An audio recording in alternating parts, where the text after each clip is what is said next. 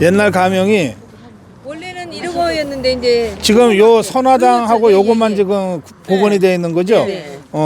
그렇구나. 예. 그러니까 원래 여기가 호남의 중심이었나 봐. 전주가. 그렇죠. 여기가 대단한 거예요. 그렇죠. 전국의 중심이었고. 그렇죠. 요 밑에가 이제 그 옛날에 가 소금. 그 동학 혁명 할 때도 네. 전주성을 탈환하냐 마냐 이거였거든. 다 쓰여있어 여기 앞에가. 어허. 여기가 이게 이제 그송 굉장히 컸구만. 크죠. 어마어마 크죠. 아, 이게 지금의 이게 호남 도청이라고 생각하면 되지. 전라남북도하고 광주 다 포함해서. 닭인데 이만큼 남은 것도 이것도 예산 받아놓고서 다 뺏기고 그 순천 정원방은 다 뺏긴 거야. 총화진 지상 때? 네. 아. 지사 때? 여기 네. 읽어보셔봐. 자, 여기 또 양모 호남 시무 국가가 있구나. 이게 이제 송 지사의 아버님 강암 송소리야 이게. 아. 유명하지요. 네, 여러분 저 여기 전주인데 전주 가명 옛날에 조선 시대 때는 호남 전체의 행정 중심이 전주였어요.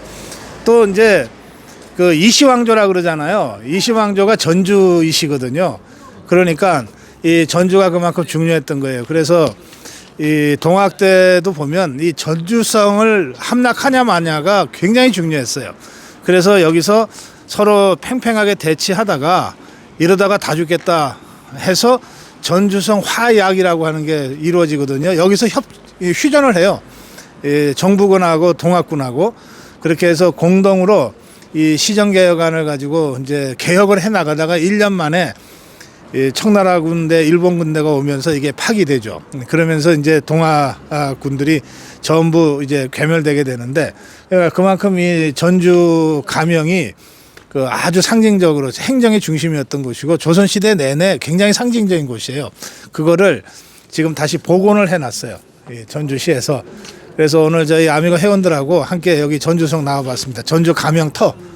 예, 이게 아까 저 조감들 보니까 이 전체가 엄청 컸는데 저쪽 끝까지가 다 전주 가명이었던 것 같아요. 옛날에. 네. 근데 그 중에서 이제 한가운데 선화당이라고 하는 곳 부근만 지금 복원을 해놓은 것 같습니다. 들어가실까요?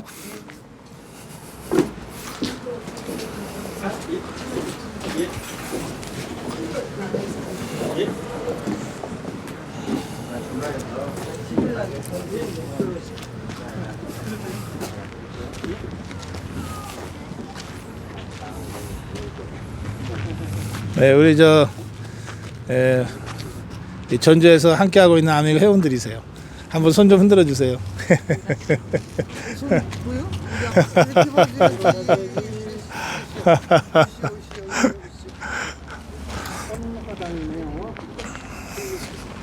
이 전주 가명의 소프트웨어는 구현이 안 되고요. 그냥 이 정도 규모의 이 가명터였다고 하는 것을 짐작하게 하는, 그리고 다 이제 무너졌기 때문에 이제 새로 복원을 해 놓은 거예요. 예, 선화당. 이게 이제 그 행정의 그 사무보던 중심지죠.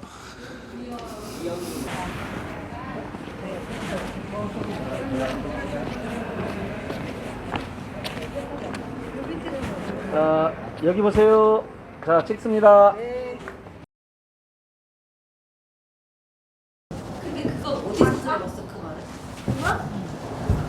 그걸 여기다 다시 빼냐?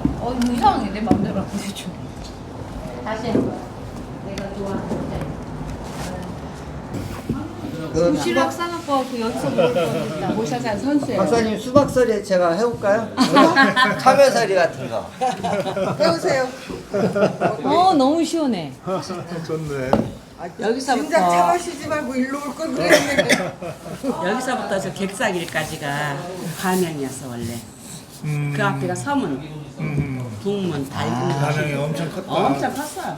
근데 어마어마 컸는데 자꾸 먹어 들어가고 그나마 아까 그 선까지도 긴데 그나마 다 뺏기고 이만큼 남은 걸 하고 여기 남문 여기 문 있잖아요.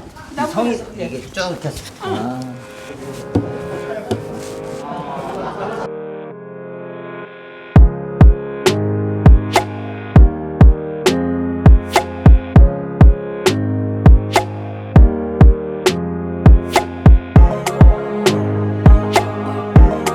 네, 시청자 여러분, 저는 지금 여기 전주에 와 있습니다. 전주에 굉장히 오래된 아주 유서 깊은 비빔밥집인데요. 호남각이라는 비빔밥집에 와 있습니다. 여기 우리 아미고 회원 한 10분 정도 하고 함께 아주 맛있게 밥을 먹었어요. 그리고 이제 전주 아미고 회원 간담회를 하려고 하는데, 오늘은 저 간담회 여기 참석하신 분들 저 얼굴이나 목소리를 안 들어가게 저 혼자 하려고 그럽니다. 유일하게 우리 익산에서 함께 하신 저 이철순 네. 아미고 고문님, 워낙 이제 다 공개하고 내놓고, 또 우리 이철순 고문님이 하시는 힐링센터 저희가 촬영도 했기 때문에 이철순 고문님은 뭐 이렇게 공개적으로 다 내놓고 해도 좋다, 네, 그러시니까 이제 저희 옆에서 이렇게 같이 하시는데, 다른 분들은요 저 남편한테 거짓말하고 나오신 분도 계시고 결혼식 간다고 또 이게 집안이나 또 이 직장 동료들한테 이렇게 드러내기 어려운 분도 계시고, 물론 부부가 함께 아주 행복한 커플로 오신 분도 계십니다만, 그래서 제가 오늘은 그냥 제가 말씀드리는 걸로만 전주 간담회를 하겠습니다. 물론 이 녹화가 끝난 다음에는 또 우리 아미고 회원들하고 또 속 깊은 대화도 나누겠습니다. 제가 선거에 대한 평론을 할 때마다 드렸던 말씀이 있어요. 뭐 전라도나 경상도나 한 표다. 뭐 우리가 보통 그렇게 쉽게 얘기하지만, 제가 늘 거기에 덧붙여서, 그런데 이 호남의 표는 한 표지만 그건 두 표다. 저쪽으로 갈 표가 우리 쪽에 오는 거기 때문에 두 표로 계산해야 된다. 제가 그렇게 늘 말씀을 드렸는데, 오늘 와서 우리 아미고 회원님들 말씀을 먼저 좀 들었는데요. 이게 두 표가 아니네요, 보니까. 아니, 남편 속이면서 찍는 한 표가 어떻게 두 표밖에 안 되겠어요. 세 표, 네 표지.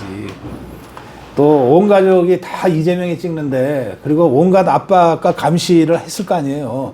야, 저게 윤석열이 찍을지 몰라. 예? 그런 속에서 찍는 한 표이기 때문에 이거는 6표, 7표의 가치가 있다, 그렇게 생각이 들어요.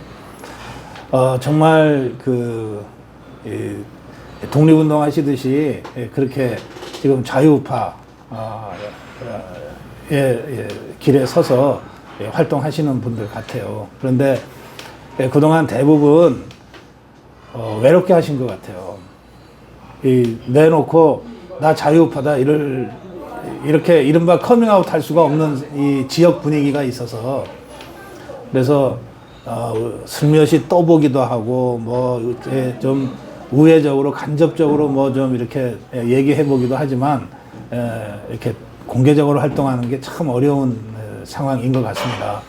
그러다 보니까 나라 하나라도 나라 지켜야지 하고 독립운동 하시듯이 했는데, 야, 이거 어떻게 내 생각하고 같은 사람이 여기 또 있네? 그렇게 해서 한 분, 두 분 모여서 오늘 전주에서 10분의 아미고 회원들이 이렇게 처음 자리를 하게 됐습니다. 참 여러 가지를 생각하게 합니다. 오늘 이 전주에서의 아미고 모임 이제 첫 출발인데요. 익산에서는 뭐 그동안 여러 차례 모임을 했습니다만, 이렇게 하나하나 이제 자유민주 대한민국으로 지금 나아가는 거죠.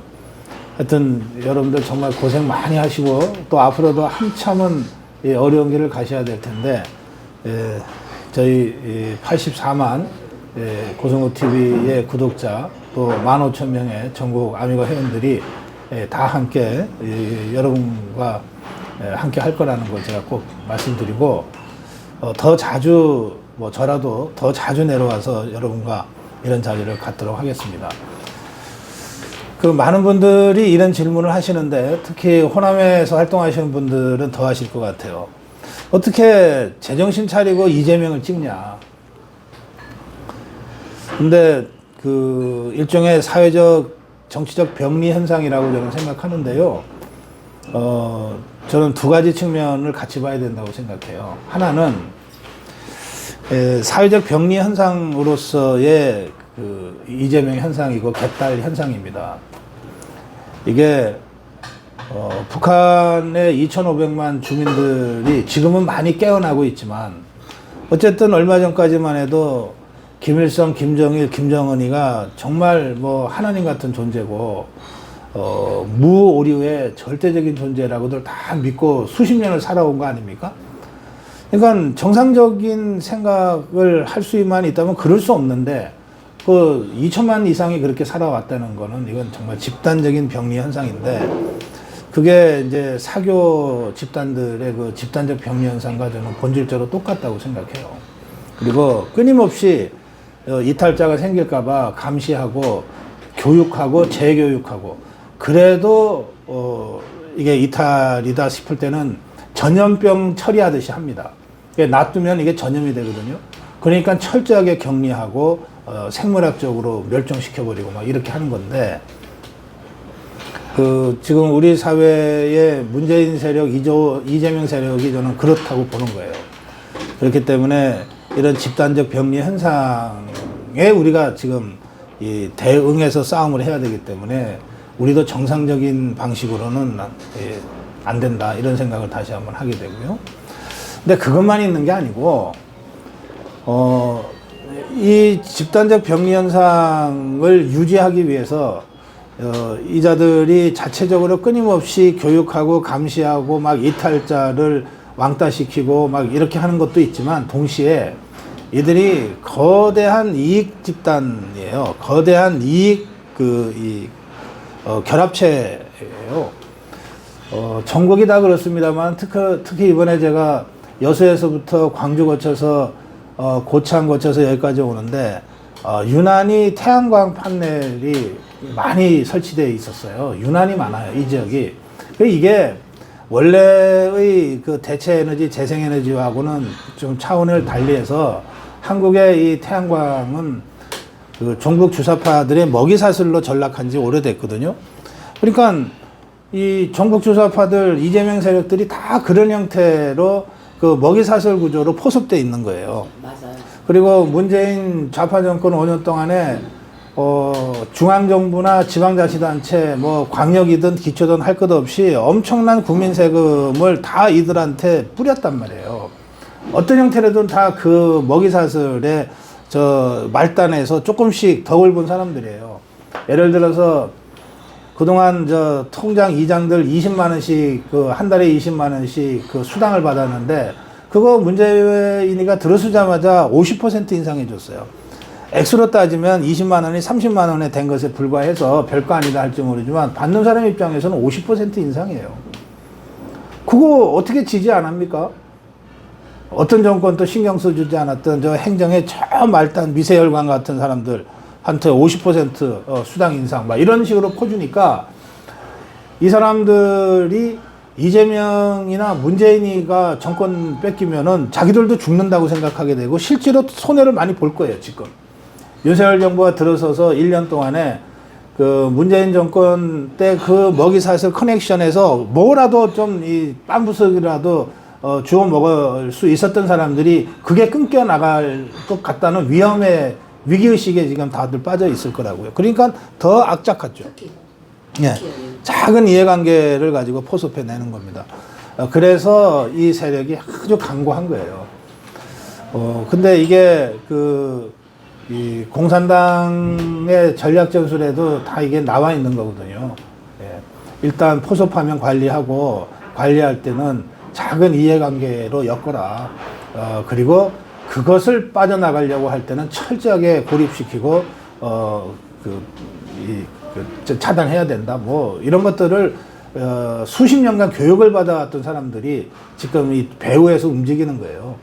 저는 이제 이번에 남도를 쭉 한번 훑어보고 이렇게 뭐 주마간상격이지만 보면서 참 자연이 좋다. 남도의 자연이 정말 좋다. 이런 생각을 하고 또 선운사 같은 데서 정말 많은 분들이 그냥 바람 쐬러 나오시고 꽃 구경하러 나오신 걸 보면서 참 이 한국인의 선한 모습들을 보는데 그런데 이분들이 정치적으로는 바로 그런 그 이 집단적 병리 현상 속에 포섭되고 또 작은 이해관계로 그 먹이사슬에 포섭이 돼서 정치적으로는 정말 이해할 수 없는 이런 그 황당한 선택들을 한단 말이죠. 멀쩡해요. 이렇게 보통 일상생활 속에서 얘기하고 뭐 상거래하고 취미생활 같이 할 때는 정말 그렇게 좋은 사람일 수 없는데 정치적으로만 딱 가서 이제까지만 나오면 인상이 달라지잖아. 예? 윤석까지만 가면은 막 텔레비전 끄자 그러잖아. 그러니까 저는 이렇게 된 데는 우리 정치권의 책임이 진짜 크다고 생각해요. 이게 정치가 얼마나 못났으면 이 착한 국민들을 이렇게 만들고 이렇게 오염시키고 이렇게 전락시키게 됐을까.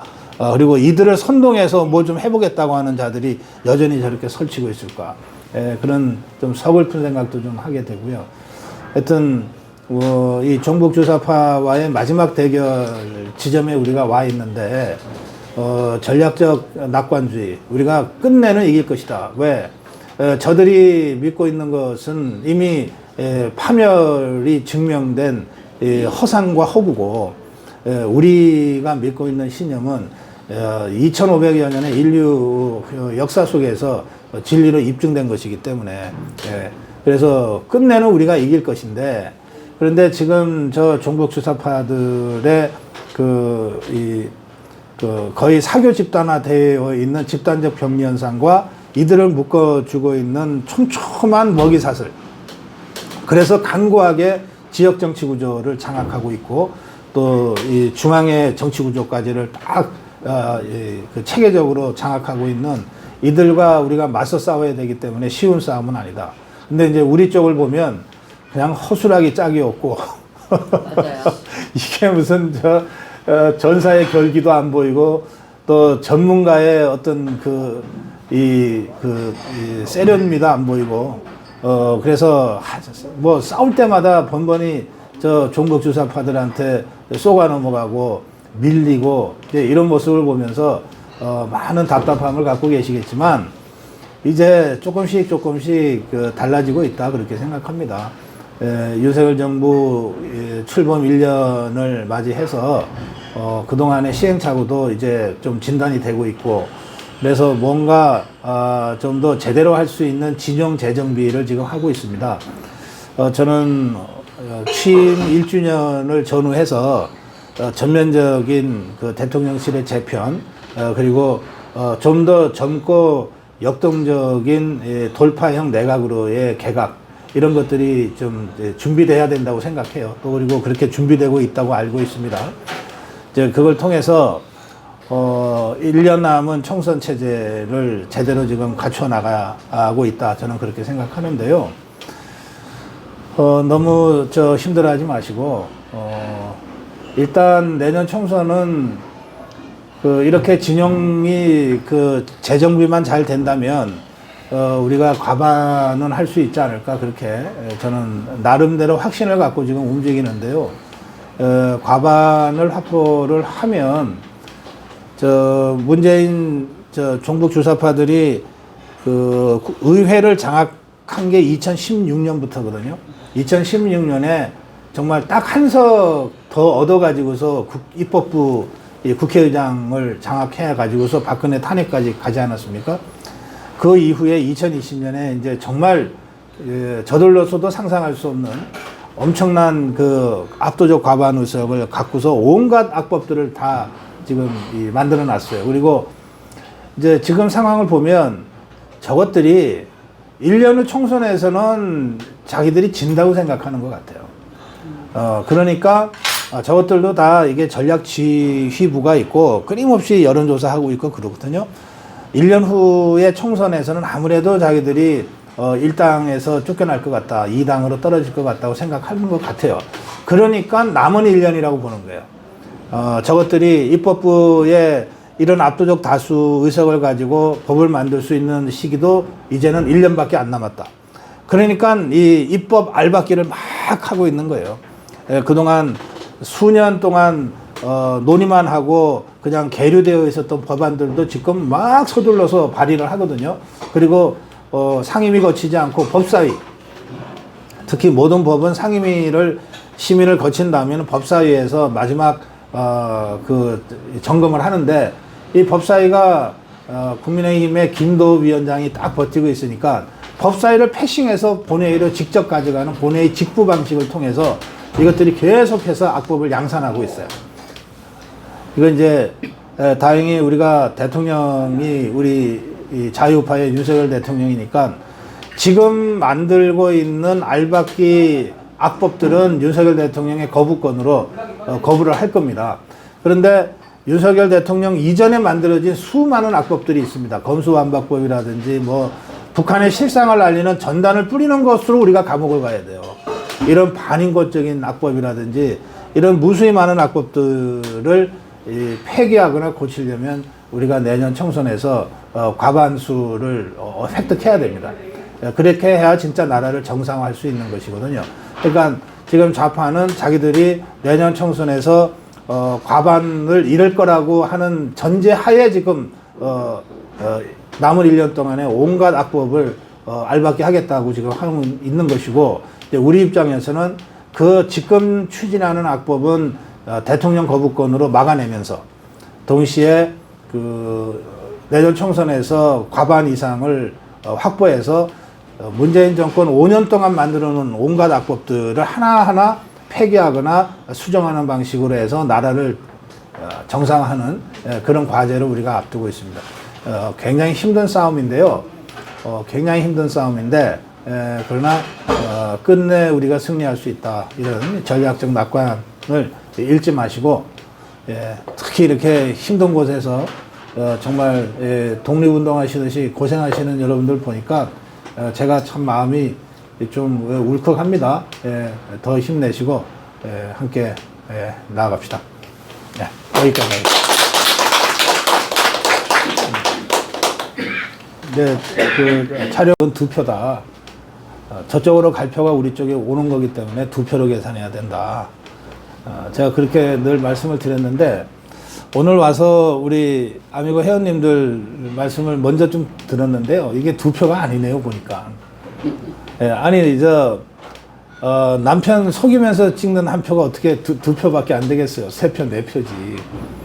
또 온 가족이 다 이재명이 찍는데, 그리고 온갖 압박과 감시를 했을 거 아니에요. 야, 저게 저 윤석열이 찍을 줄 몰라. 예? 그런 속에서 찍는 한 표이기 때문에 이거는 6표, 7표의 가치가 있다. 그렇게 생각이 들어요. 정말 독립운동 하시듯이 그렇게 지금 자유파 길에 서서 활동하시는 분들 같아요. 그런데 그동안 대부분 외롭게 하신 것 같아요. 내놓고 나 자유파다 이렇게 이른바 커밍아웃 할 수가 없는 이 지역 분위기가 있어서, 그래서 슬며시 떠보기도 하고 뭐 좀 우회적으로 간접적으로 뭐 좀 이렇게 얘기해 보기도 하지만 이렇게 공개적으로 활동하는 게 참 어려운 상황인 것 같습니다. 그러다 보니까 나라 하나라도 나라 지켜야지 하고 독립운동 하시듯이 했는데, 야, 이거 어떻게 내 생각하고 같은 사람이 여기 또 있네? 그렇게 해서 한 분, 두 분 모여서 오늘 전주에서 10분의 아미고 회원들이 이렇게 처음 자리를 하게 됐습니다. 참 여러 가지를 생각하게 합니다. 오늘 이 전주에서의 아미고 모임 이제 첫 출발인데요. 익산에서는 뭐 그동안 여러 차례 모임을 했습니다만, 이렇게 하나하나 이제 자유민주 대한민국으로 지금 나아가는 거죠. 하여튼 여러분들 정말 고생 많이 하시고 또 앞으로도 한참은 어려운 길을 가셔야 될 텐데, 저희 84만 고성호 TV의 구독자 또 15,000명의 전국 아미고 회원들이 다 함께 여러분과 함께 할 거라는 걸 제가 꼭 말씀드리고, 더 자주 뭐 저라도 더 자주 내려와서 여러분과 이런 자리를 갖도록 하겠습니다. 그 많은 분들이 이런 질문을 하시는데 특히 호남에서 활동하시는 분들은 더 하실 것 같아요. 어떻게 제정신 차리고 이재명을 찍냐.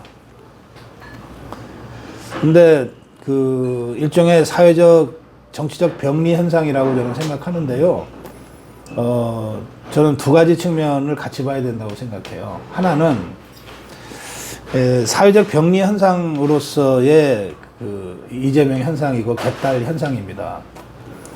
이게 북한의 2,500만 주민들이 지금은 많이 깨어나고 있지만 어쨌든 얼마 전까지만 해도 김일성, 김정일, 김정은이가 정말 뭐 하나님 같은 존재고 무오류의 절대적인 존재라고들 다 믿고 수십 년을 살아온 거 아닙니까? 그러니까 정상적인 생각을 할 수만 있다면 그럴 수 없는데 그 2천만 이상이 그렇게 살아왔다는 거는 이건 정말 집단적인 병리 현상인데 그게 이제 사교 집단들의 그 집단적 병리 현상과 저는 본질적으로 똑같다고 생각해요. 그리고 끊임없이 이탈자가 생길까봐 감시하고 교육하고 재교육하고 그래도 이게 이탈이다 싶을 때는 전염병 처리하듯이 합니다. 놔두면 이게 전염이 되거든요. 그러니까 철저하게 격리하고 생물학적으로 멸종시켜버리고 막 이렇게 하는 건데 그 지금 우리 사회의 문재인 세력, 이재명 세력이 저는 그렇다고 보는 거예요. 그렇기 때문에 이런 집단적 병리 현상에 우리가 지금 이 대응해서 싸움을 해야 되기 때문에 우리도 정상적인 방식으로는 안 된다 이런 생각을 다시 한번 하게 되고요. 근데 그것만 있는 게 아니고 이 집단적 병리 현상을 유지하기 위해서 이자들이 자체적으로 끊임없이 교육하고 감시하고 막 이탈자를 왕따시키고 막 이렇게 하는 것도 있지만 동시에 이들이 거대한 이익 집단이에요. 거대한 이익 결합체예요. 전국이 다 그렇습니다만 특히 이번에 제가 여수에서부터 광주 거쳐서 고창 거쳐서 여기까지 오는데 유난히 태양광 판넬이 많이 설치되어 있었어요. 유난히 많아요, 이 지역이. 이게 원래의 그 대체 에너지, 재생 에너지하고는 좀 차원을 달리해서 한국의 이 태양광은 그 종북 주사파들의 먹이사슬로 전락한 지 오래됐거든요. 그러니까 이 종북 주사파들, 이재명 세력들이 다 그런 형태로 그 먹이사슬 구조로 포섭되어 있는 거예요. 맞아요. 그리고 문재인 좌파 정권 5년 동안에 중앙정부나 지방자치단체, 뭐 광역이든 기초든 할 것 없이 엄청난 국민 세금을 다 이들한테 뿌렸단 말이에요. 어떤 형태로든 다 그 먹이사슬에 말단에서 조금씩 덕을 본 사람들이에요. 예를 들어서 그동안 통장 이장들 20만 원씩 한 달에 20만 원씩 그 수당을 받았는데 그거 문재인이가 들어서자마자 50% 인상해 줬어요. 액수로 따지면 20만 원이 30만 원에 된 것에 불과해서 별거 아니다 할지 모르지만 받는 사람 입장에서는 50% 인상이에요. 그거 어떻게 지지 안 합니까? 어떤 정권도 신경 써주지 않았던 저 행정의 저 말단 미세혈관 같은 사람들한테 50% 수당 인상 막 이런 식으로 퍼주니까 이 사람들이 이재명이나 문재인이가 정권 뺏기면은 자기들도 죽는다고 생각하게 되고 실제로 손해를 많이 볼 거예요, 지금. 윤석열 정부가 들어서서 1년 동안에 그 문재인 정권 때 그 먹이사슬 커넥션에서 뭐라도 좀 이 빰부석이라도 주워 먹을 수 있었던 사람들이 그게 끊겨 나갈 것 같다는 위기의식에 지금 다들 빠져 있을 거라고요. 그러니까 더 악착하죠. 예. 작은 이해관계를 가지고 포섭해 내는 겁니다. 그래서 이 세력이 아주 강고한 거예요. 근데 이게 이 공산당의 전략 전술에도 다 이게 나와 있는 거거든요. 예. 일단 포섭하면 관리하고 관리할 때는 작은 이해관계로 엮어라. 그리고 그것을 빠져나가려고 할 때는 철저하게 고립시키고 차단해야 된다. 뭐 이런 것들을 수십 년간 교육을 받아왔던 사람들이 지금 이 배후에서 움직이는 거예요.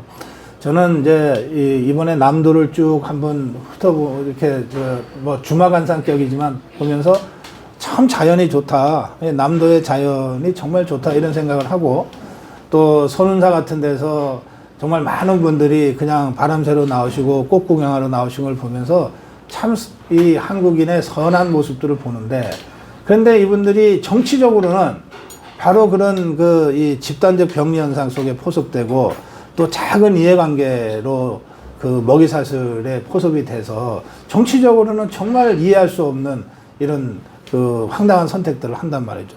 멀쩡해요. 이렇게 보통 일상생활 속에서 얘기하고 뭐 상거래하고 취미생활 같이 할 때는 정말 그렇게 좋은 사람일 수 없는데 정치적으로만 딱 가서 이제까지만 나오면 인상이 달라지잖아.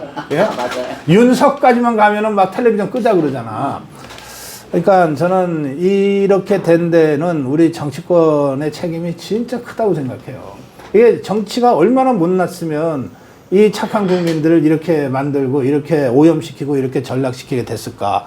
그리고 이들을 선동해서 뭐 좀 해보겠다고 하는 자들이 여전히 저렇게 설치고 있을까.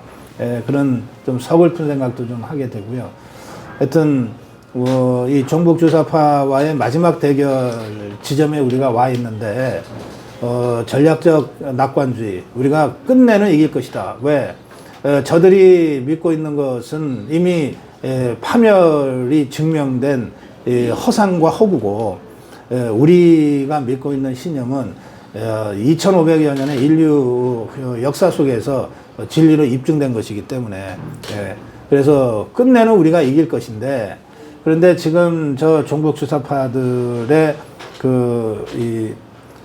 거의 사교 집단화되어 있는 집단적 병리 현상과 이들을 묶어주고 있는 촘촘한 먹이사슬.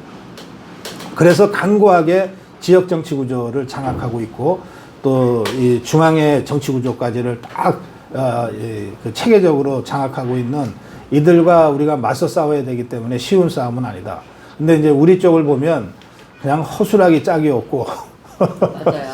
이게 무슨 전사의 결기도 안 보이고 또 전문가의 어떤 이 세련미도 안 보이고 그래서 뭐 싸울 때마다 번번이 저 종북주사파들한테 쏘가 넘어가고 밀리고 이제 이런 모습을 보면서 많은 답답함을 갖고 계시겠지만 이제 조금씩 달라지고 있다 그렇게 생각합니다.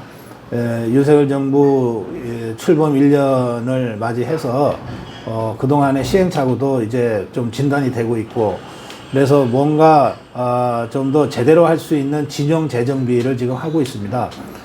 저는 취임 1주년을 전후해서 전면적인 그 대통령실의 재편 그리고 좀 더 젊고 역동적인 돌파형 내각으로의 개각 이런 것들이 좀 준비돼야 된다고 생각해요. 또 그리고 그렇게 준비되고 있다고 알고 있습니다. 이제 그걸 통해서 1년 남은 총선 체제를 제대로 지금 갖춰 나가고 있다. 저는 그렇게 생각하는데요. 너무 힘들어하지 마시고 일단 내년 총선은 이렇게 진영이 재정비만 잘 된다면 우리가 과반은 할 수 있지 않을까 그렇게 저는 나름대로 확신을 갖고 지금 움직이는데요. 과반을 확보를 하면 문재인 종북 주사파들이 의회를 장악한 게 2016년부터거든요. 2016년에 정말 딱 한 석 더 얻어가지고서 입법부 국회의장을 장악해 가지고서 박근혜 탄핵까지 가지 않았습니까? 그 이후에 2020년에 이제 정말 저들로서도 상상할 수 없는 엄청난 압도적 과반 의석을 갖고서 온갖 악법들을 다 지금 만들어 놨어요. 그리고 이제 지금 상황을 보면 저것들이 1년 후 총선에서는 자기들이 진다고 생각하는 것 같아요. 그러니까 저것들도 다 이게 전략 지휘부가 있고 끊임없이 여론조사하고 있고 그러거든요. 1년 후에 총선에서는 아무래도 자기들이 1당에서 쫓겨날 것 같다, 2당으로 떨어질 것 같다고 생각하는 것 같아요. 그러니까 남은 1년이라고 보는 거예요. 저것들이 입법부에 이런 압도적 다수 의석을 가지고 법을 만들 수 있는 시기도 이제는 1년밖에 안 남았다. 그러니까 이 입법 알박기를 막 하고 있는 거예요. 그동안 수년 동안 논의만 하고 그냥 계류되어 있었던 법안들도 지금 막 서둘러서 발의를 하거든요. 그리고 상임위 거치지 않고 법사위, 특히 모든 법은 상임위를 심의를 거친 다음에는 법사위에서 마지막 그 점검을 하는데, 이 법사위가 국민의힘의 김도 위원장이 딱 버티고 있으니까 법사위를 패싱해서 본회의로 직접 가져가는 본회의 직부 방식을 통해서 이것들이 계속해서 악법을 양산하고 있어요. 이건 이제 다행히 우리가 대통령이 우리 이 자유파의 윤석열 대통령이니까 지금 만들고 있는 알박기 악법들은 윤석열 대통령의 거부권으로 거부를 할 겁니다. 그런데 윤석열 대통령 이전에 만들어진 수많은 악법들이 있습니다. 검수완박법이라든지 뭐 북한의 실상을 알리는 전단을 뿌리는 것으로 우리가 감옥을 가야 돼요. 이런 반인권적인 악법이라든지 이런 무수히 많은 악법들을 폐기하거나 고치려면 우리가 내년 총선에서 과반수를 획득해야 됩니다. 그렇게 해야 진짜 나라를 정상화할 수 있는 것이거든요. 그러니까 지금 좌파는 자기들이 내년 총선에서 과반을 잃을 거라고 하는 전제하에 지금 남은 1년 동안에 온갖 악법을 알박기 하겠다고 지금 하고 있는 것이고, 우리 입장에서는 그 지금 추진하는 악법은 대통령 거부권으로 막아내면서 동시에 그 내년 총선에서 과반 이상을 확보해서 문재인 정권 5년 동안 만들어 놓은 온갖 악법들을 하나하나 폐기하거나 수정하는 방식으로 해서 나라를 정상화하는 그런 과제를 우리가 앞두고 있습니다. 굉장히 힘든 싸움인데요. 굉장히 힘든 싸움인데, 그러나 끝내 우리가 승리할 수 있다. 이런 전략적 낙관을 잃지 마시고, 특히 이렇게 힘든 곳에서 정말 독립운동 하시듯이 고생하시는 여러분들 보니까 제가 참 마음이 좀 울컥합니다. 더 힘내시고 함께 나아갑시다. 여기까지 하겠습니다.